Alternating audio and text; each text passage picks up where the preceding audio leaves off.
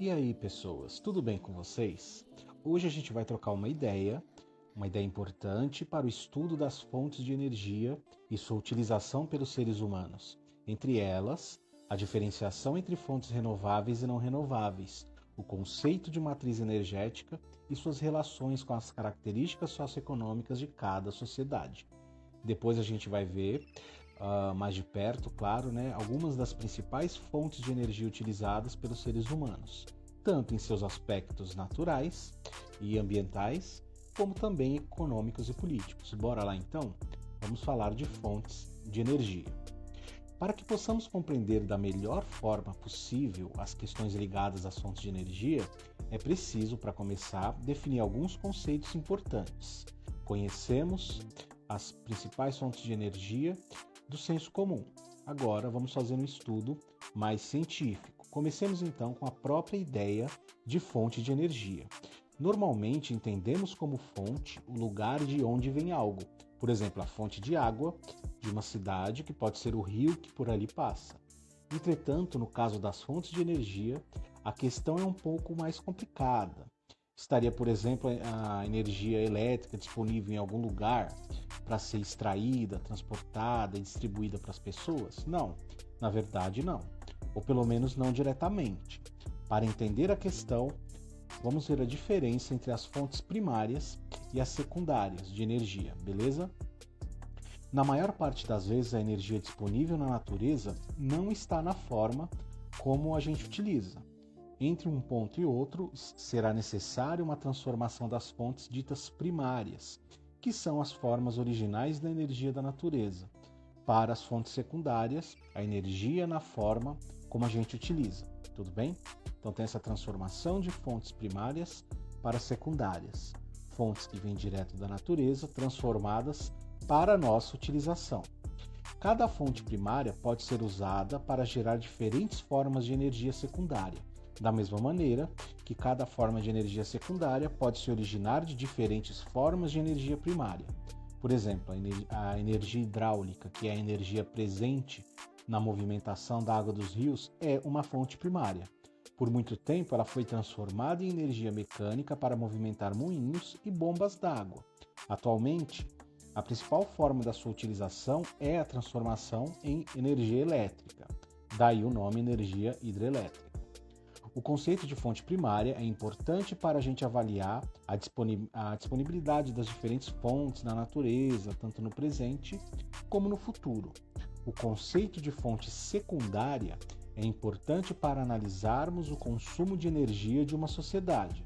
E o destaque para a necessidade de transformação nos leva a refletir sobre as condições técnicas e econômicas que cada sociedade tem de aproveitar as fontes primárias disponíveis.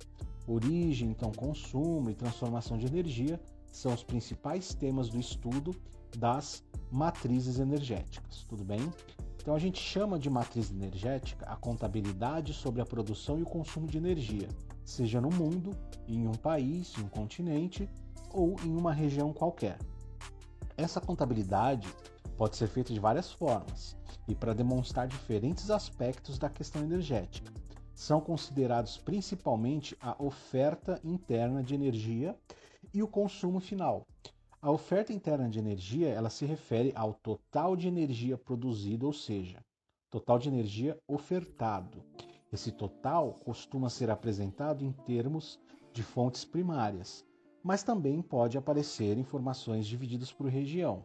Então, e nesse último caso, de informações divididas por região, procura-se demonstrar então quanto cada região colaborou para a produção de energia, como é demonstrado aí no gráfico acima.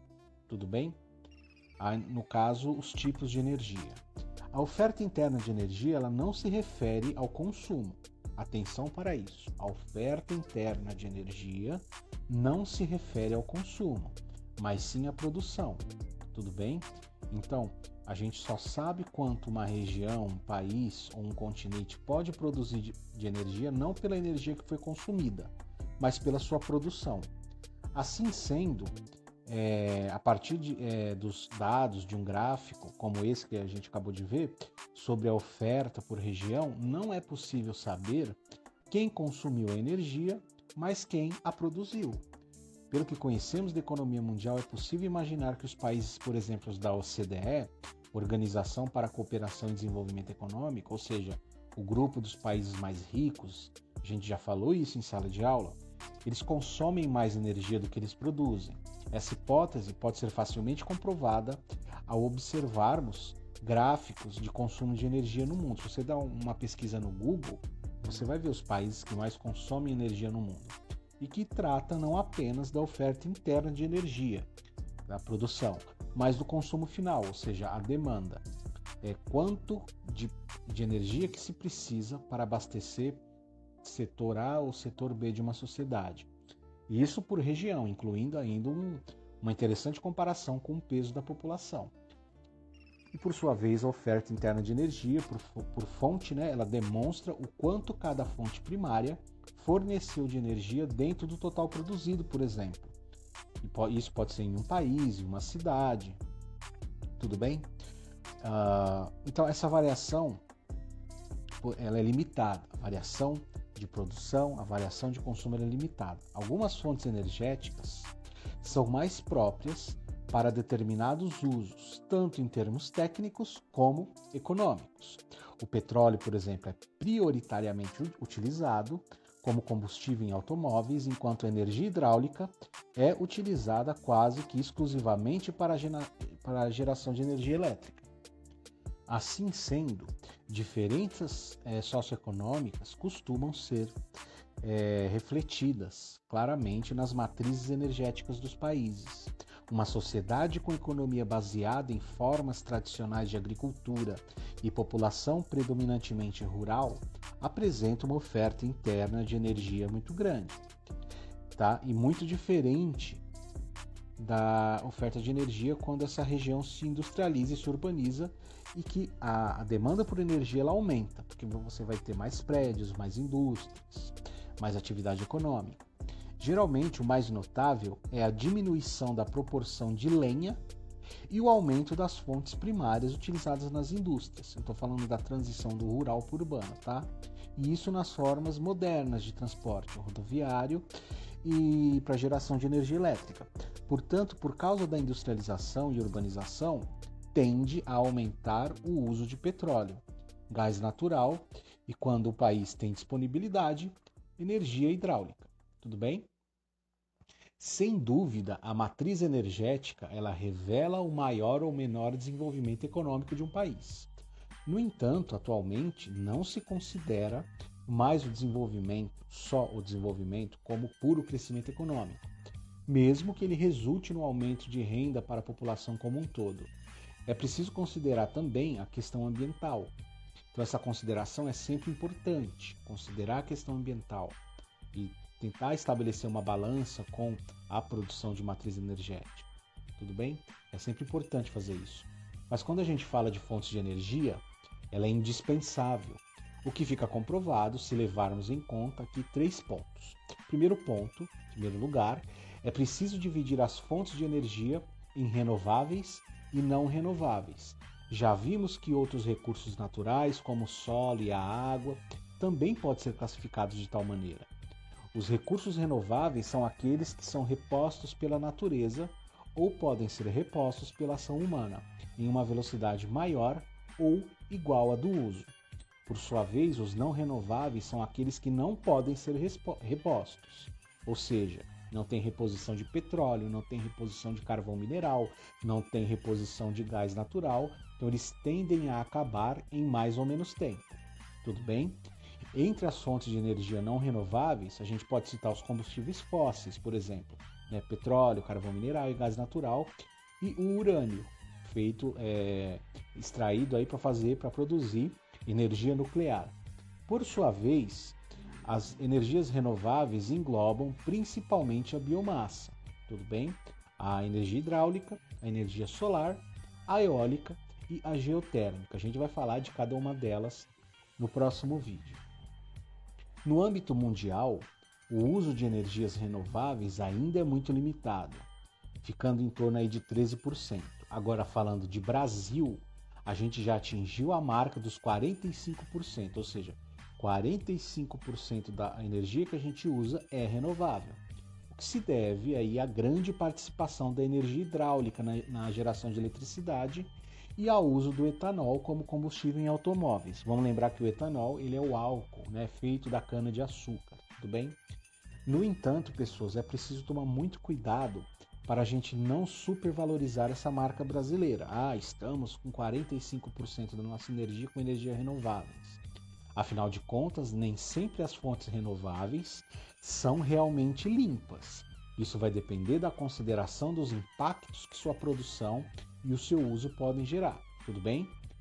E, em segundo lugar, é preciso lembrar que todas as fontes de energia, portanto, podem gerar impactos ambientais que afetam diretamente a vida das pessoas, do produtor, ou do produtor rural, do produtor urbano, ou do próprio país produtor. O consumo excessivo de petróleo e carvão, por exemplo, ele aumenta gravemente a poluição atmosférica, levando a problemas como a disseminação de doenças respiratórias, traumas respiratórios e a chuva ácida.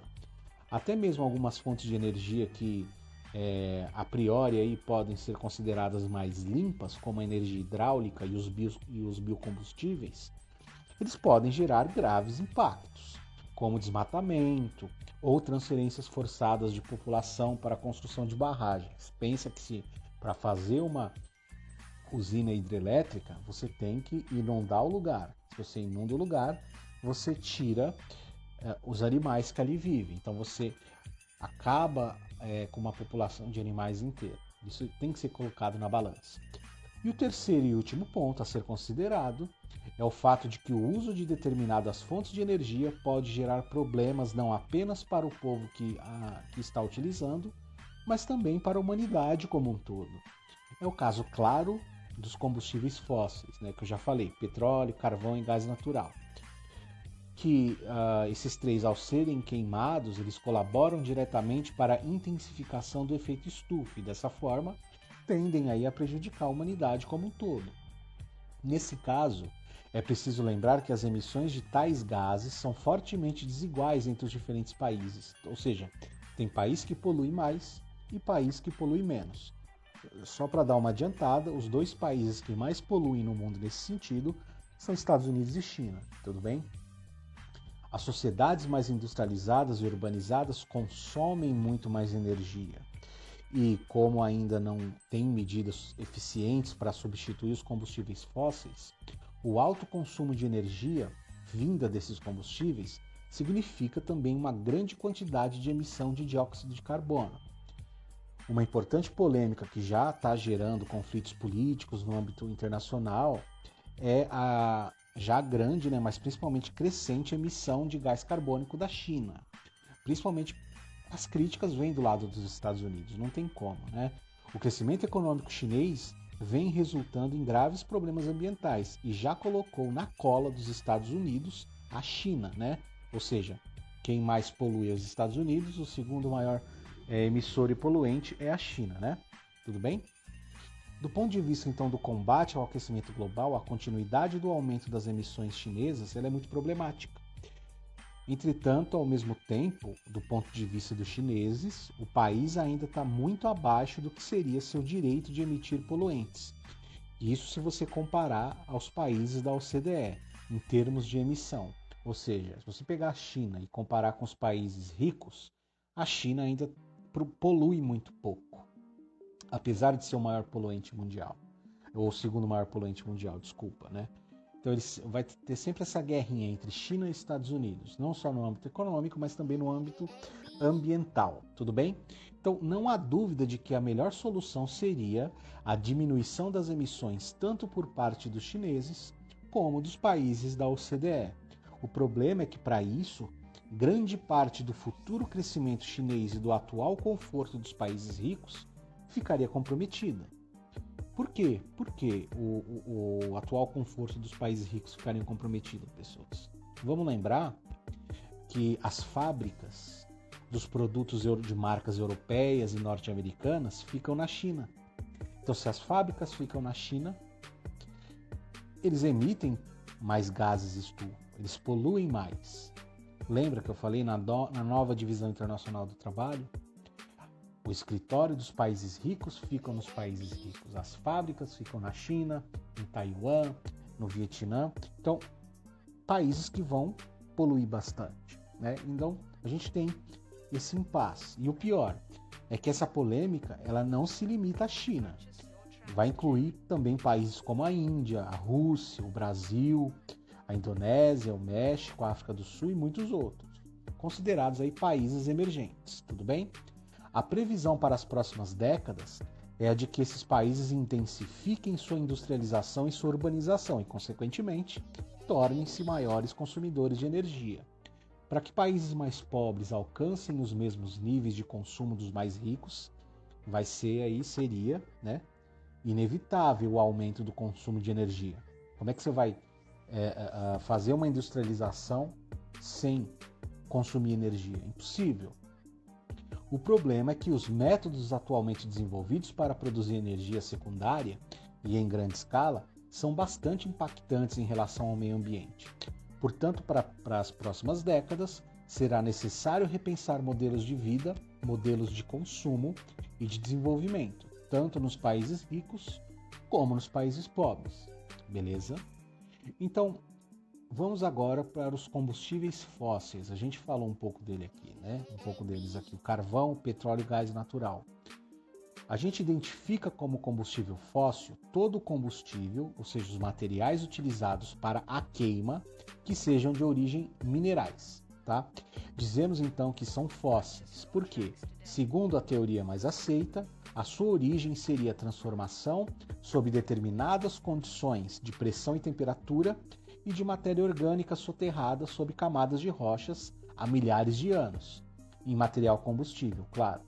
Os principais combustíveis fósseis, de novo, o petróleo, o carvão mineral e o gás natural. Não é aquele carvão de churrasco, pelo amor de Deus, tudo bem? Todos os três adquiriram grande importância na economia, principalmente a partir da industrialização. E isso se deveu ao seu poder energético bastante alto e ao preço relativamente baixo, pelo menos até poucas décadas atrás, né? Porém, o uso desses combustíveis envolve problemas econômicos, problemas políticos e problemas ambientais. Então, um pouco mais para frente, a gente vai ver as particularidades de cada um deles, mas já podemos destacar dois desses problemas. Em primeiro lugar, o petróleo, o carvão e o gás natural são fontes de energia não renováveis, o que significa que tendem a acabar em um futuro não muito distante. Em segundo lugar, como a gente já falou anteriormente, a queima de combustível fóssil é a principal causa da intensificação do efeito estufa, é a principal causa da poluição ambiental do ar, já que com ela se dá a liberação de dióxido de carbono, tudo bem? Que vai ser um dos principais gases estufa, tá? Beleza? Falamos agora do petróleo. O petróleo ele é bem peculiar porque ele não vai ter características apenas físicas e energéticas, mas vai ter características geopolíticas, vai envolver guerra e uma série de problemas. A gente vai falar disso agora. O petróleo, então, ele é uma mistura complexa de diversos hidrocarbonetos. São elementos químicos formados basicamente por carbono e hidrogênio. Quando vocês aprofundarem seus estudos de ciências e química, vocês vão saber do que eu estou falando. Existem diferentes tipos de petróleo, então, conforme a predominância de uns ou outros hidrocarbonetos, tá? Isso vai depender da sua formação química. Alguns são melhores por serem mais facilmente refinados e vai proporcionar melhor aproveitamento. Mas, de forma geral, todas as reservas de petróleo que sejam tecnicamente acessíveis pode sim gerar bons lucros, principalmente para as empresas que a exploram, tudo bem? O petróleo é uma fonte primária de energia, não podendo ser utilizado diretamente em sua forma natural. Para sua utilização, ele passa por um processo de refino. Eu estou deixando aqui embaixo do vídeo algumas imagens, tá? E dentro dessas imagens tem uma foto, um esqueminha de refino de petróleo, para vocês darem uma olhada como funciona, beleza? Então, esse processo de refino, né, ele consegue, principalmente por meio da destilação fracionada, extrair daquela complexa mistura de diversos hidrocarbonetos e diversos derivados, entre eles a gasolina, o óleo diesel e o GLP, o gás liquefeito de petróleo, ou seja, o gás de cozinha que a sua mãe usa aí para cozinhar, ele vem do petróleo. O asfalto, a naftalina, a querosene, entre outros. Alguns derivados do petróleo não são utilizados para fins energéticos e vai ser destinado à fábrica de agrotóxicos, plásticos e até fábrica de roupas e cosméticos, tudo bem? Então, olha a importância do petróleo, a quantidade de setores da economia que o petróleo atende. Então, apesar de ser conhecido desde a antiguidade, o petróleo só começou a ser largamente utilizado como fonte de energia a partir da segunda metade do século XIX, que se deveu ao desenvolvimento da indústria química e da indústria automobilística. No caso da indústria química, o desenvolvimento dos conhecimentos químicos foi necessário para tornar possível o aproveitamento do petróleo. Já no caso da indústria automobilística, a gasolina e o óleo diesel, eles se mostraram as melhores opções em termos técnicos e econômicos. Para quê? Para impulsionar o uso de veículos movidos a motores, a explosão interna. Tudo bem? Depois você vê como funciona o esquema do motor de um carro, né? A gasolina lá é explodida para dar energia para o motor funcionar. Como carros, não só carros, caminhões e ônibus também. Tudo bem? Uma grande vantagem do petróleo sobre muitas outras fontes de energia é a facilidade de transporte, já que ele pode ser enviado a grandes distâncias por oleodutos, o que diminui muito os custos operacionais.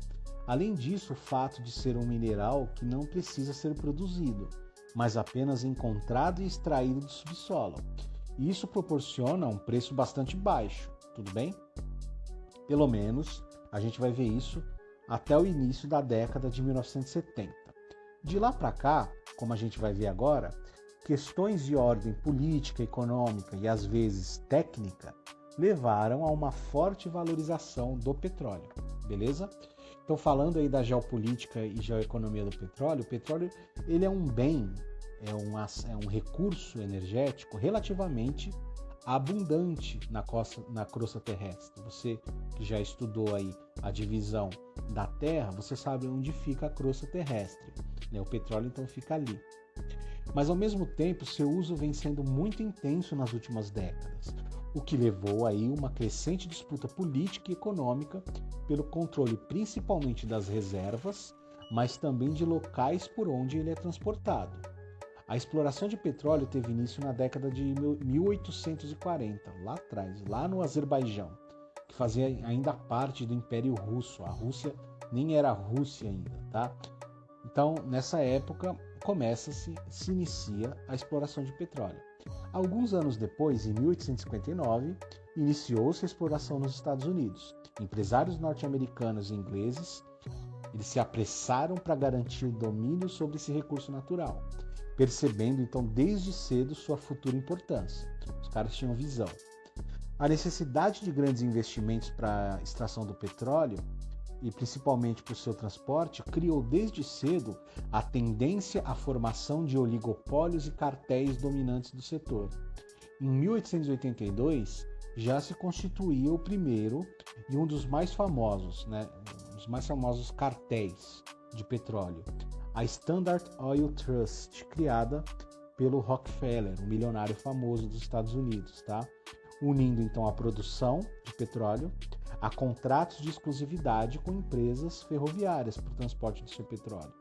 Então Rockefeller conseguiu até 1908 controlar 95% do setor petrolífero dos Estados Unidos.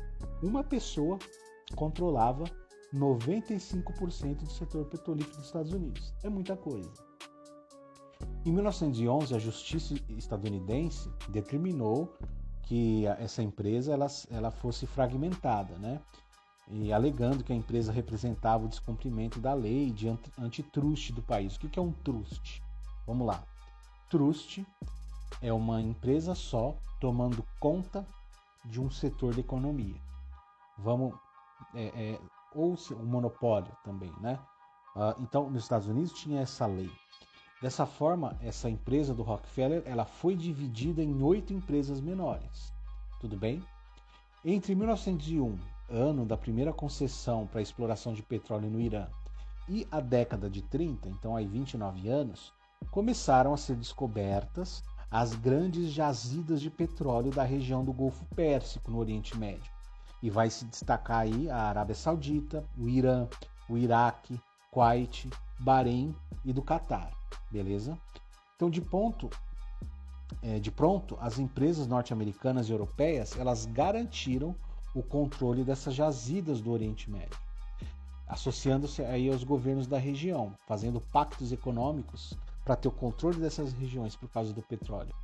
E esses governos, eles estavam nas mãos de aliados do Reino Unido e da França, países que ficaram com a guarda dos territórios que até a Primeira Guerra Mundial pertenciam ao Império Turco-Otomano. Beleza? Quando vocês estudarem a Primeira Guerra Mundial, vocês vão ver esse contexto. Então, por formarem um grupo de controle sobre o comércio internacional de petróleo, essas mesmas empresas foram identificadas na época como o Cartel das Sete Irmãs. Tudo bem? São 7 empresas praticando. O que é um cartel? Cartel é um conjunto de empresas de um mesmo setor da economia. Então aqui a gente está falando do petróleo, que vai vender, eles combinam entre si e eles vão vender o petróleo por um único preço, ou se tiver variação do preço, variação pequena. Quer um exemplo mais prático de cartel? Pega aí as operadoras de telefone celular, Vivo, Claro, Oi, TIM, e a Nextel. Se você olhar os preços dos planos, eles não são iguais, mas eles são minimamente diferentes. Por quê? Você tem um conjunto de empresas de um mesmo setor da economia, o setor de telecomunicações, praticando um preço único. Por que eles fazem isso? Para não ter concorrência, para eles não perderem nunca.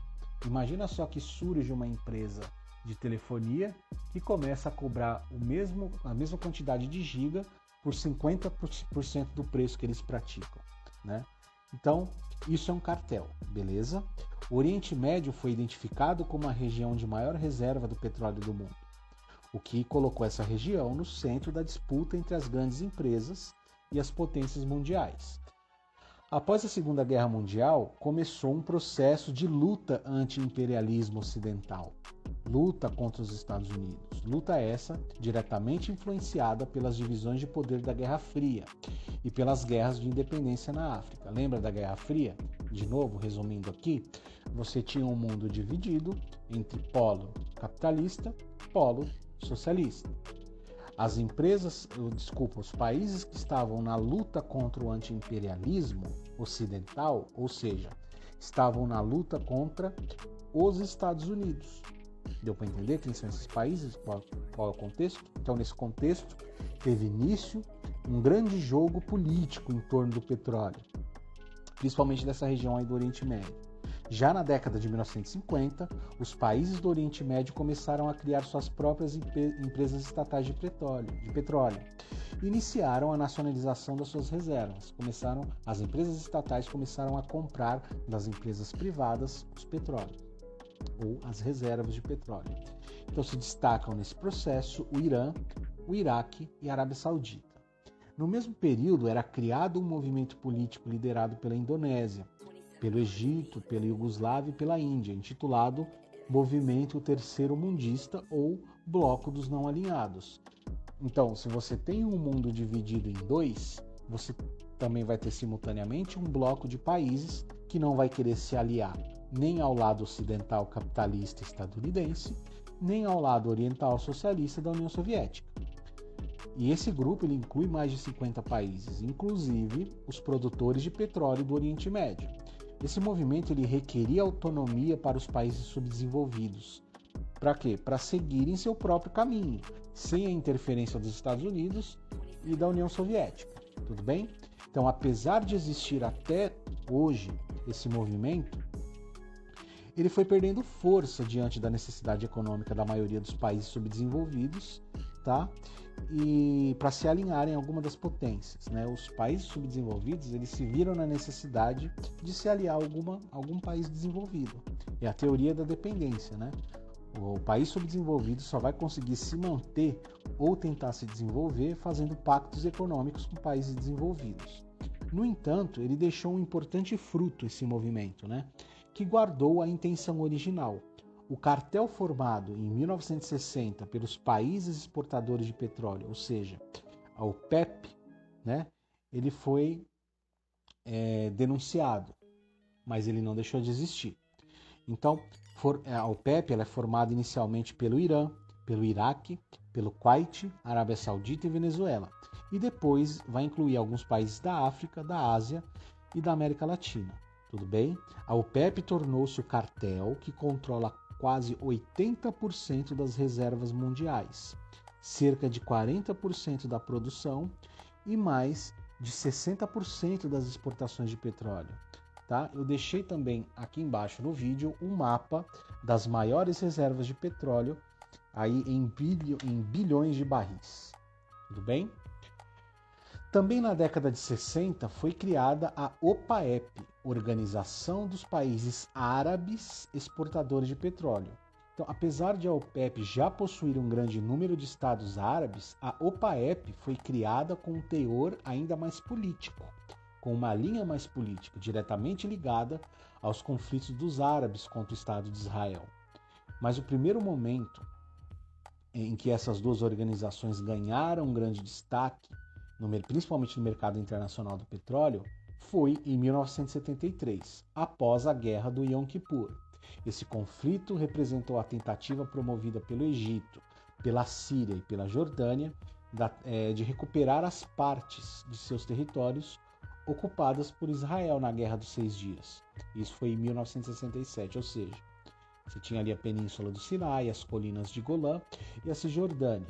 Tá? O que foi essa Yom Kippur? O Estado de Israel simplesmente anexou pedaços de terra dos países, né? Quais países são esses? Egito, Síria e Jordânia. Tudo bem? O que esses 3 países fizeram? Ah, você, Israel, roubou terras minhas, a gente vai tomar de volta. Então, no Yom Kippur, que é um feriado judaico, esses países aproveitaram que Israel estava de feriado e desceram fogo, tentando retomar essas terras, né? O que aconteceu? Israel ganhou dos 3 países. Tudo bem? Como? Israel tem mais armas, mais tecnologia e tem ajuda de armamento dos Estados Unidos. Beleza? Tudo bem? Então, os países árabes ficaram loucos. Então, apesar da ONU ter defendido os israelenses, a ONU, nesse sentido, ela defendeu que o Israel deveria desocupar essas áreas, tá? Então a ONU emitiu um documento pedindo para que Israel desocupasse essas terras e devolvesse essas terras. Só que os Estados Unidos e alguns aliados na Europa impediram a tomada de qualquer providência contra Israel. Então, ou seja, eles apoiaram Israel com isso. E aí, o que os países árabes pensaram?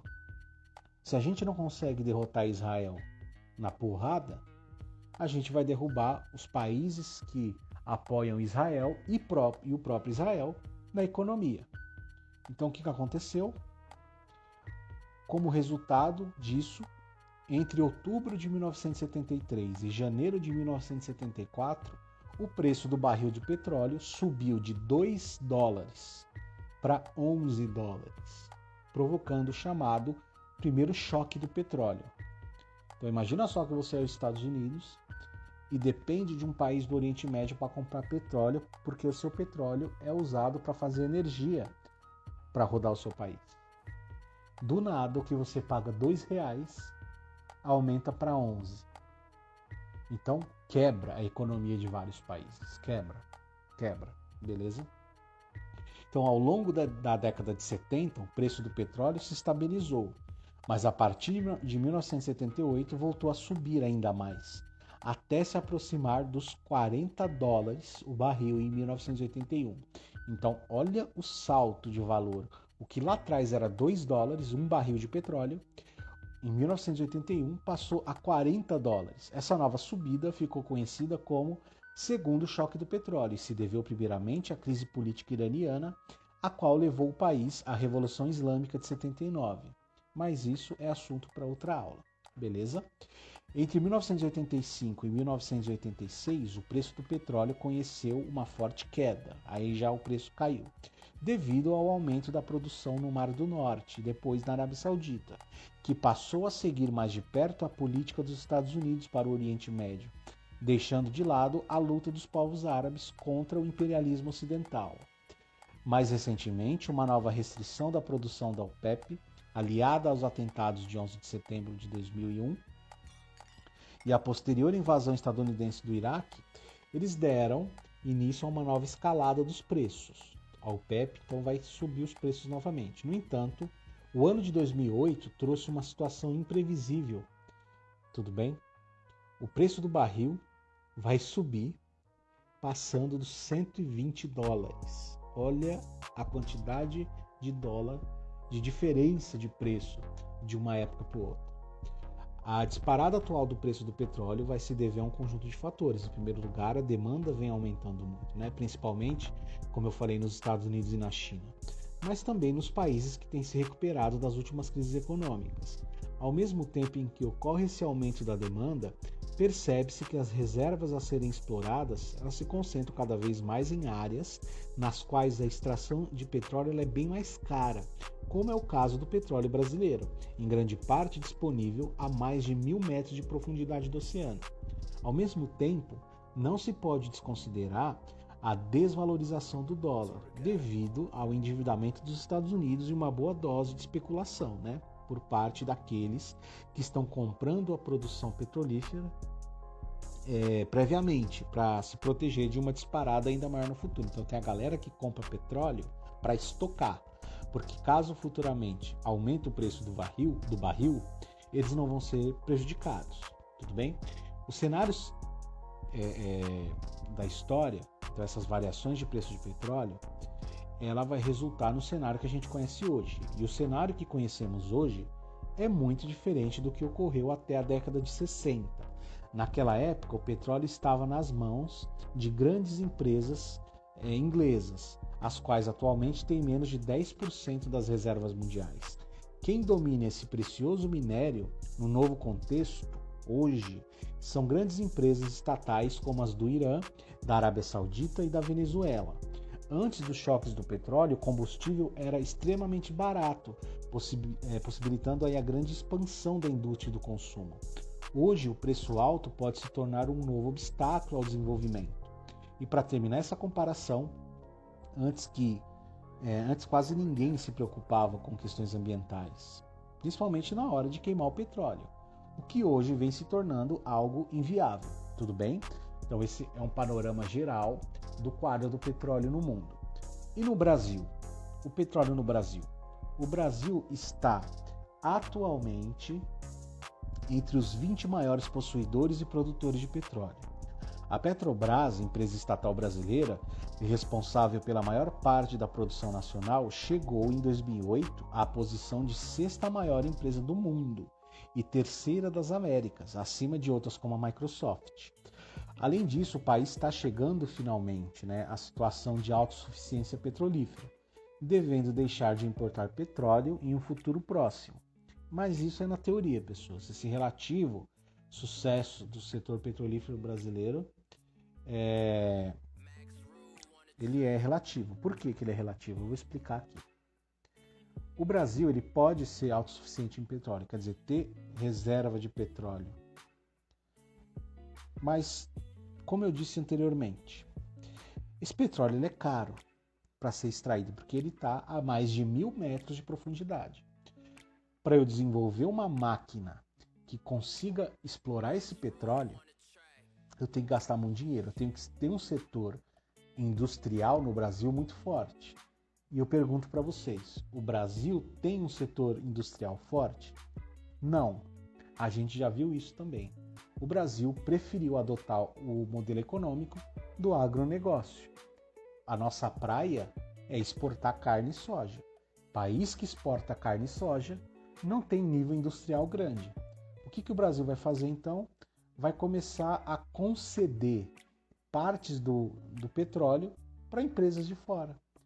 O que vai acontecer? Essas empresas de fora, elas vão vir aqui por meio de concessões, vão extrair esse petróleo, porque as empresas de fora têm essa tecnologia, e parte do lucro do petróleo vendido eles vão dar para o Brasil, só para o Brasil não ficar sem nada, tá? Essa parte do lucro que essas empresas dão para o Brasil tem um nome, são os royalties, tudo bem? Só para vocês terem uma ideia, o preço alto que a gente paga por não ser um país industrializado. Eu tenho uma época aqui, em 1930 mais ou menos, né? Foi encontrado aí o petróleo no Recôncavo Baiano, no Nordeste. O responsável por essa descoberta foi o engenheiro geólogo Manuel Inácio Bastos. E o município no qual seu sucesso ocorreu chama-se Lobato. O problema é que esse Bastos ele não obteve inicialmente nenhum apoio do governo para promover essa exploração. Nessa mesma época, o escritor Monteiro Lobato, aí que não tem nenhuma relação com o município, ele iniciou uma polêmica contra o governo Vargas na época, né? Principalmente escrevendo 2 livros, O Escândalo do Petróleo e O Poço do Visconde, nos quais atacava o descaso do governo em relação à questão do petróleo brasileiro no Recôncavo Baiano.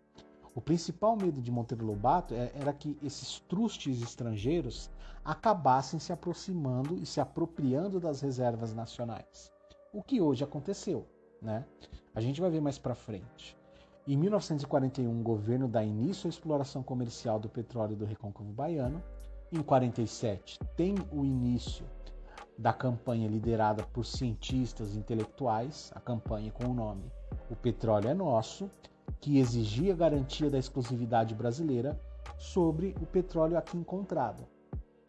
Essa campanha vai gerar a criação, pelo presidente Getúlio Vargas, inclusive, né, de 1953, a criação da Petrobras e do monopólio estatal sobre o petróleo. Inicialmente, no entanto, a existência da Petrobras e do monopólio estatal não resultou em grandes mudanças na produção nacional de petróleo. As principais jazidas localizavam-se nas bacias continentais do Nordeste, na Bahia e em Sergipe, mas suas produções eram pequenas diante do consumo nacional, o que levava o Brasil a ser um grande importador desse combustível, né? Não tinha demanda para consumir, então vamos exportar. Na década de 60, já se suspeitava de que grande parte do petróleo brasileiro poderia estar no mar, na chamada plataforma continental. No entanto, os custos de prospecção e exploração nessa área, eles são muito mais altos, tá? Como o preço internacional do petróleo era muito baixo, até 1972, antes do primeiro choque do petróleo, não tinha motivo nenhum da parte econômica para procurar petróleo no mar. Tudo bem? Como o petróleo era barato, ao invés da gente explorar, a gente começou a comprar petróleo. Isso em 1972. Tudo bem? Apenas após os aumentos do preço do petróleo na década de 70, ou seja, com o primeiro choque do petróleo, é só aí que a Petrobras começou a explorar de forma intensa o chamado petróleo offshore. Offshore em inglês quer dizer no mar, né? Desde então ficou claro que só explorando as reservas marinhas o Brasil poderia realmente se tornar um grande produtor. Para isso, a Petrobras investiu muito dinheiro em pesquisas, equipamentos e na formação de pessoal, o que a colocou como empresa líder mundial em exploração de petróleo offshore, tá? A Petrobras ganha grande destaque aí pela exploração da Bacia de Campos, no litoral do Rio de Janeiro, a qual passou a concentrar mais de 70% das reservas brasileiras. Nos últimos anos, também a Bacia de Santos, no litoral paulista, apresentou um grande potencial, principalmente graças à descoberta do campo de Tupi, que pôde aumentar as reservas conhecidas do país em cerca de 20%. Então, apesar de a Petrobras continuar sendo a empresa dominante na exploração, no transporte, no refino, na importação e na exportação de petróleo no Brasil, a regulamentação mudou desde a década de 90. Na onda neoliberal, que apoiou a ideia de que a concorrência é sempre boa para a economia e para o desenvolvimento geral da sociedade, aquela história furada, a exploração do petróleo e do gás deixou de ser um monopólio estatal, ao contrário das reservas petrolíferas que continuam sendo uma propriedade do Estado brasileiro. Em 1997 foi criada a ANP, Agência Nacional de Petróleo, Gás Natural e Biocombustíveis, que tem como principal função distribuir por meio de leilões as concessões para exploração de novos campos petrolíferos no país. Em todos os leilões ocorridos desde então, a Petrobras saiu como principal ganhadora das novas áreas, mas com as últimas descobertas vem crescendo certa polêmica no país. Qual polêmica é essa? A polêmica do pré-sal. A regulamentação de extração do petróleo no Brasil. Em 2007, foi anunciada a descoberta de um grande campo petrolífero. E onde foi essa descoberta? Na região da Bacia de Santos, a cerca de 180 quilômetros da costa do Rio de Janeiro. Apesar dessa região já ser explorada, as novas descobertas se referiam a uma camada mais profunda do que de costume, ou seja, mais profundo. Para se ter uma ideia, quando se falava em extração em águas profundas, normalmente pensava-se em reservas com algumas centenas de metros de profundidade. Acontece que a nova camada descoberta, por sua vez, ela estava a 7.000 metros de profundidade, 7 quilômetros de profundidade, incluindo 2 quilômetros de depósitos de sal. Por isso o nome pré-sal. A camada pré-sal ficou conhecida por isso. Ela passou a ser vista como a promessa de uma forte ampliação da produção de petróleo no Brasil. Basta dizer que enquanto as reservas já comprovadas de petróleo no país giravam em torno de 15 bilhões de barris, somente o campo de Tupi, onde ocorreu essa primeira grande descoberta, ela apresentou um salto de 8 bilhões. Estou falando de bilhões mesmo. Os mais otimistas acreditam que pode haver em toda a camada do pré-sal, que se estende do Espírito Santo até Santa Catarina, no litoral, mais de 50 bilhões de barris, o que colocaria o Brasil entre os maiores detentores de reservas petrolíferas do mundo. Tudo bem? A essas novas promessas para o futuro do setor petrolífero brasileiro, somou-se uma nova postura do governo federal.